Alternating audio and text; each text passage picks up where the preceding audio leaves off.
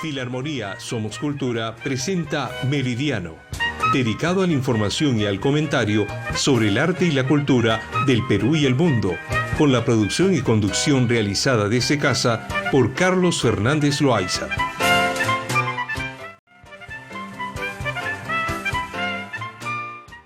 Hola amigos, bienvenidos a Meridiano, informativo cultural de Radio Filarmonía. Tenemos una entrevista con Rubén Cáceres Zapata. Rubén es poeta, básicamente, tiene un blog de poesía muy bueno, que además tiene un alcance internacional. Y él ha escrito una novela que se llama Crispín el Cimarrón. Vamos a escuchar. How long will it last, baby, if we dance? Estamos con Rubén Cáceres Zapata. Rubén es sociólogo y es abogado, pero también es escritor. Y en más ha publicado ya algunos libros con seudónimo, me parece. Y ahora vamos a hablar de un tercer libro, de una tercera novela, que no sé si se la traerá con seudónimo o con su nombre verdadero. El caso es que la novela se llama Crispín el Cimarrón. ¿Cómo estás, Rubén? Gracias por aceptar la entrevista. Gracias a ti, Carlos. La invitación siempre es grata. Es muy bueno pasar contigo algunos momentos. Gracias. Bueno, cuéntanos, por favor. Primero cuéntanos sobre las dos primeras publicaciones. Mira, hace como 10 años ya, te toqué la puerta justamente, creo que fue la forma en que nos conocimos, para presentar La Rama del Olvido, que fue la primera novela que publiqué y que todavía se encuentra en Amazon. Años después hice otra novela que se llama El Solsticio de Muerte, que está basada en una historia bastante particular que se mezcla mucho con la época montesinista acá en el Perú. O sea, esas son las dos novelas que había publicado, y después se me ocurrió escribir una tercera cosa que está matizada por algo que, si bien tiene literatura, no tiene mucha literatura, que son los cimarrones, los negros libertos que escapaban de la esclavitud en toda Latinoamérica, porque los encontramos en Argentina, en Chile, en Costa Rica, en Centroamérica, en República Dominicana, o sea, en el Caribe, ya, en Estados Unidos, los encontramos por todos lados, en México. Ya, hay historias tremendas de cimarrones. Ya, no ha sido un desarrollo muy grande, pero me impactó a mí la imagen esa de la lucha que han tenido los negros por su libertad y cómo la consiguieron de distintas maneras. Cuando estamos pensando en el siglo XVII, la obtuvieron de manera brutal, y los cimarrones ya escapan y forman pequeños poblados. Ya, más de una vez hemos escuchado nosotros canciones que hablan a los bohíos, a los palenques, hemos escuchado de los guariques, ya, de los quilombos, y todas esas son palabras que nosotros utilizamos simplemente para encontrar o describir aquellos lugares donde se refugiaban los negros libertos, los cimarrones. Muy bien. Me imagino que al escribirla o antes de escribirla has hecho un trabajo de investigación. Sí, claro, o sea, es lo primero que uno tiene que hacer, porque, y en el caso de esta historia yo he mezclado, como era lógico, la vida en las haciendas, ¿ya? La vida urbana, la relación que existe entre el hacendado y las ciudades, con los esclavos, y las relaciones que se hacen entre los patrones y sus esclavos. Así es como tuve que investigar bastante. Encontré que los conventos formaban parte esencial de este tipo de relaciones, porque muchas veces lo hemos visto, por ejemplo, en Matalaché de López Albújar, ¿ya? Esos enamoramientos que se producen entre un negro y una chica de la hacienda. Ya termina la chica en un convento para dar a luz, y la vergüenza queda en el convento. O sea, ese tipo de cosas son bastante atractivas, imaginativas, me llamaron siempre mucho la atención, y evidentemente hay algo de eso que he tenido que recoger, ¿no? La otra cosa que me recogen los cimarrones es que, como escapaban, ¿de qué vivían? Y muchos de ellos vivían de ser bandoleros, hasta que comienzan a cultivar alrededor de sus palenques, y se ganan la vida de una manera totalmente honesta. El problema es que los hacendados tenían personas especialmente contratadas, a los mogollones o los ranchadores, que eran las personas que contrataba el hacendado para buscar a los libertos, a los cimarrones, y volverlos a llevar a la hacienda, ¿no? Entonces, Eran como cazadores. eran los cazadores de los cimarrones, ¿no? Entonces, mucho de eso lo hacían o estos ranchadores, estos mogollones, ¿ya? O también lo hacía el ejército, ¿ya? Cuando había mucho poder, que es más o menos la imagen que yo trato de reflejar en la novela, era el ejército directamente el que intervenía, y en algunos casos arrasaban totalmente con los palenques, ¿no? O sea, desaparecían, el bohío, el palenque terminaba incendiado y obviamente los cuerpos quedaban regados, ¿no? O sea, las historias esas son muy dramáticas y han sido retratadas de distintas maneras por algunos autores, ¿no?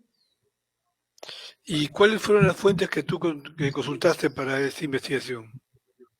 Bueno, la gran facilidad que tenemos ahora es que el Internet te Ujú. abre, el Google te abre una serie de fuentes tremendas. Entonces, la primera vez que me atrajo la palabra cimarrón, puse cimarrón en Google y me salieron un montón de perros.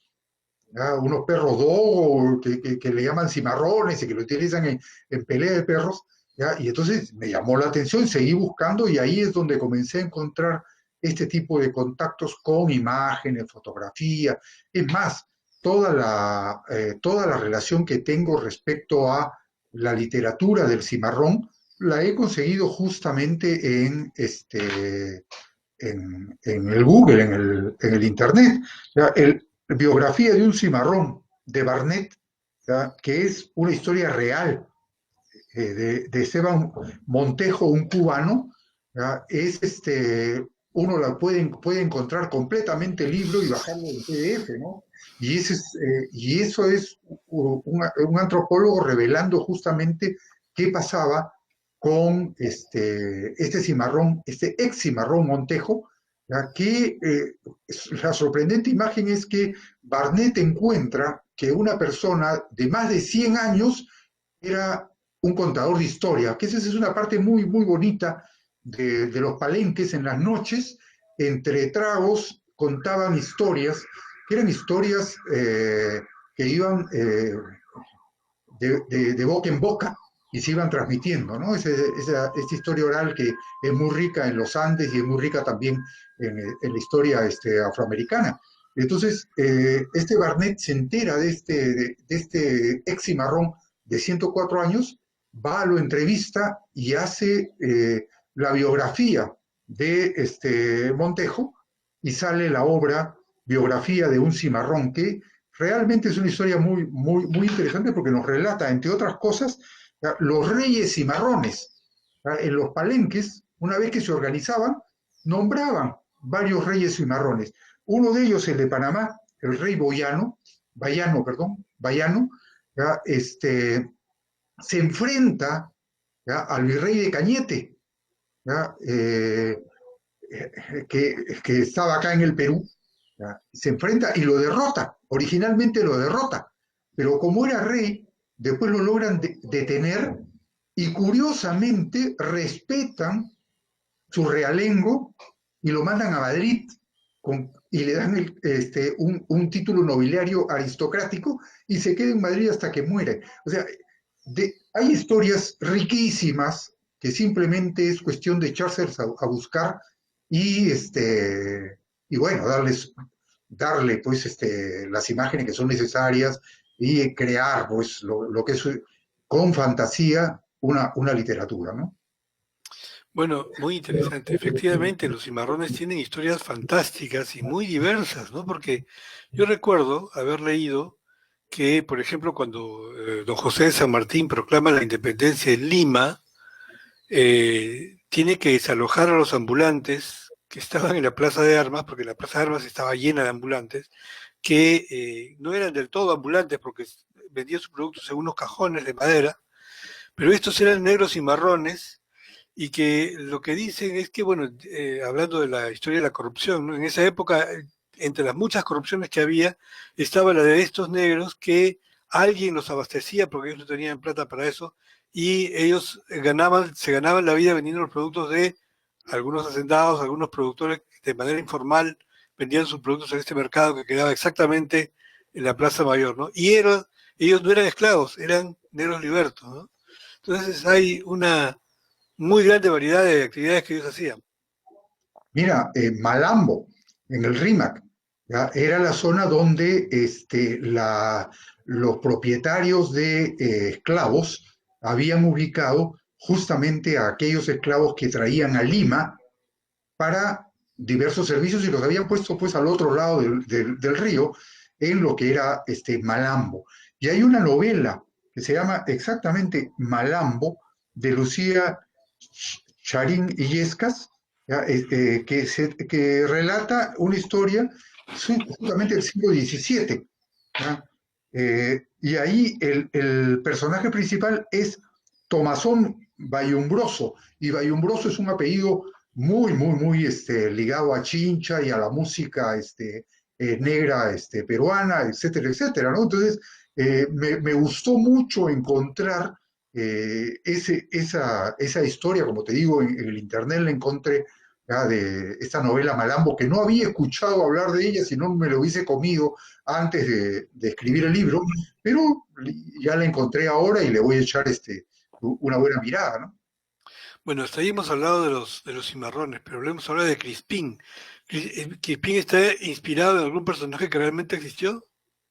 No, no, Crispín sí es una fantasía pura, es un personaje que decidí crear en todo sentido, ¿ya? Desde que nace hasta que alcanza los 150 años de vida, ¿no? O sea, ya con eso te comento, te puedo formar una idea de cuán fantasioso puede ser el personaje de Crispín y todo el avatar, porque la novela empieza justamente con un punto crítico cuando lo degradan a Crispín. Y no voy a seguir diciendo más porque, bueno, el primer párrafo es la degradación de Crispín, ¿ya? Lo cual significa que el hombre había escalado posiciones dentro del ejército y es degradado. Así empieza la novela, ¿ya? Y después viene todo el recuento, jugamos con los tiempos y nos vamos al momento en que nació y siguiendo toda su trayectoria hasta que cumple los 150 años, ¿no? Ahora, ¿este Crispín desarrolla su vida en qué época? ¿En la colonia o ya en la independencia? Mira, en eso me gusta dejar totalmente abierto para que cada cual imagine qué momento es. O sea, no, por eso es que no hago mucha descripción de vestimentas y ese tipo de cuestiones, para que cada cual pueda ir imaginando, ¿ya? A qué época me estoy refiriendo, de qué época corre, etcétera. Ahora, el lugar, ¿ya? Sí, no me gusta. Por ejemplo, en la rama del olvido, el lugar era casi cualquier rincón de Latinoamérica, ¿ya? Pero en este caso sí, ya doy algún tipo de indicio más claro porque utilizo, por ejemplo, el Olivar de San Isidro, ¿ya? Como uno de los lugares donde pasa alguna de las escenas importantes de la novela. Pero siempre me gusta escribir en términos así muy ambiguos para que cada cual se imagine el lugar, el personaje, el momento, etcétera, ¿no? Muy bien, ¿y Crispín era un cimarrón entonces o no? Sí, ya, es un cimarrón, escapa, tiene la vida de escondite entre palenques y cuevas, ya, y posteriormente, bueno, luego de una vida azarosa de salteador de camino, evidentemente decide cambiar de vida y arrumbarla de otra manera. Y ahí es donde comienza una larguísima historia donde se mezcla las ambiciones personales, el poder económico, etcétera, ¿no? Se sabe que en la época de la colonia, en realidad los grandes poseedores de esclavos eran las órdenes religiosas, ellos eran los que tenían más plata en realidad para tener esclavos. Yo no sé si estoy pidiendo demasiada información sobre Crispín, pero él perteneció a alguna plantación que le correspondía a una orden religiosa o pertenecía a un hacendado. No, ahí viene la historia del otro personaje, ya Cayetana, que es la hija de un hacendado y por circunstancias muy particulares termina siendo ella la cabeza de la hacienda. Entonces, esto también se da rápidamente en el segundo capítulo, ya está posicionada este personaje, y después ¿ya? Es el correlato de cómo se van a entrelazar las historias, ¿no? Muy bien. Bueno, ¿cómo así concibes la novela? ¿Cuánto tiempo te tomó escribirla? Mira, esta es una novela que está escrita hará 6, 7 años. ¿Ya? Ha sufrido como sufrimos todos los que nos dedicamos de manera artesanal a escribir sin formación literaria básica, ha sufrido el proceso de revisión, una vuelta mirada, por favor la pueden leer, amigo lector, ¿qué te pareció? ¿Es entretenida, no es entretenida?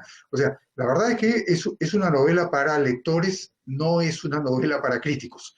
¿Ya? Sí la sometí a una lectura de un crítico muy agudo, y la verdad que me hizo ver las debilidades que uno tiene cuando se mete a hacer literatura sin ser literato, sin tener la formación básica, cuando eres un artesano de la escritura, que eso es lo que siento que soy, un artesano de la literatura. Entonces, ahí a uno le hacen notar determinado tipo de cuestiones que a veces lo desaniman. En mi caso fue un acicate, lo empujé un poco más, la revisé una vez más y me animé a conseguir que salga a luz. ¿Ya? Y bueno, aquí está, la estoy presentando contigo gracias a tu gentileza, a tu cortesía, la estoy presentando y invito a todos que puedan conseguirla, que la consigan. La verdad es que no la tengo yo en físico y en ninguna librería, uno la tiene que conseguir ahora en Amazon.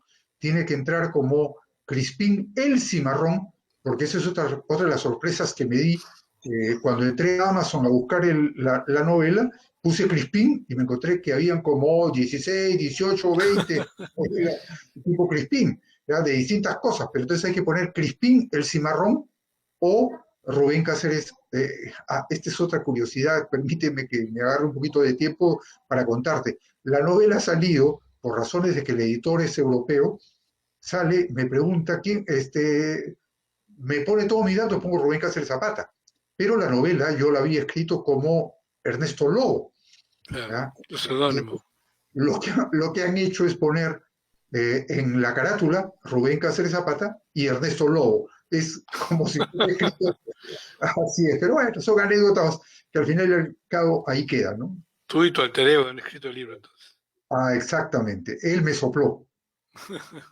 Bueno, ¿estás escribiendo algo ahora? Me dice, creo que era cuento. No, es otra novela que se llama La flor del aguaimanto, ¿ya? Que está en plena revisión. La flor del aguaimanto es más bien sobre la triste etapa del fuego cruzado en que el mundo andino se vio envuelto, el fuego cruzado por un lado de la insanía del Sendero Luminoso y por el otro lado de la ineficiencia militar. Entonces, es una historia de comuneros que se encuentran en ese fuego cruzado. Esa novela yo calculo que estará hacia fin de año o hacia el próximo año porque la tengo que revisar. Eh, tengo- el gran problema de esa novela es que se me ocurrió mezclarla con el quechua.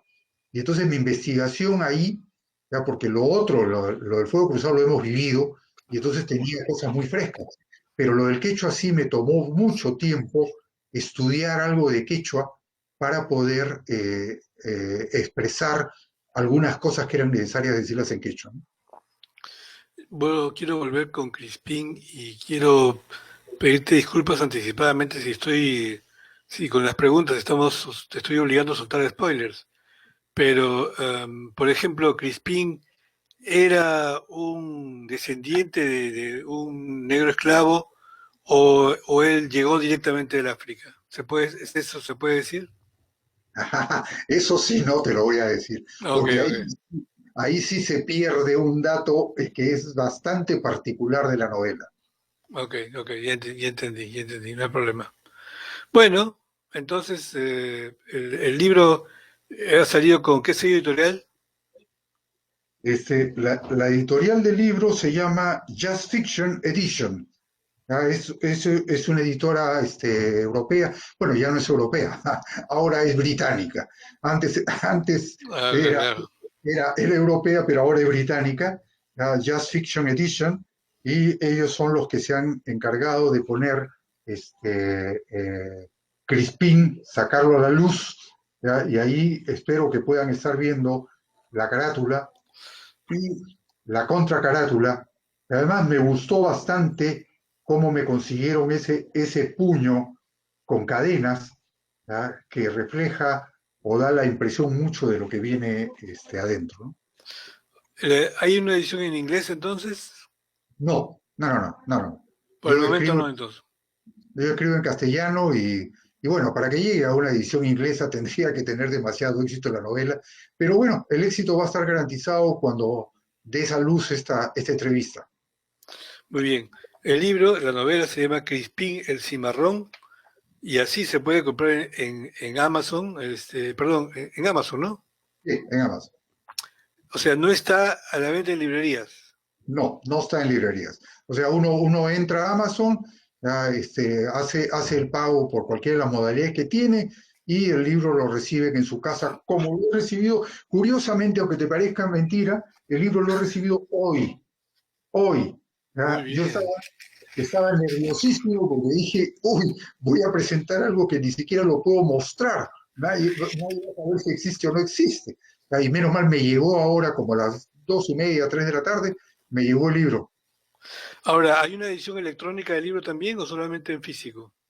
No, solo físico. Voy a trabajar justamente con ellos para que hagan una edición electrónica para Kindle, que yo creo que va a ser una mejor posibilidad de conseguirlo. En eso estoy trabajando con los editores para que a través de Kindle o a través de un PDF que pueda descargarlo el interesado, puedan acceder a la obra. Yo creo que esa es una solución bastante práctica y bueno, estoy trabajando en eso.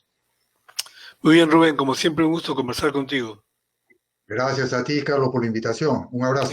Encantado. Hemos conversado con Rubén Cáceres Zapata, autor de la novela Crispín el Cimarrón, que se puede conseguir únicamente vía Amazon.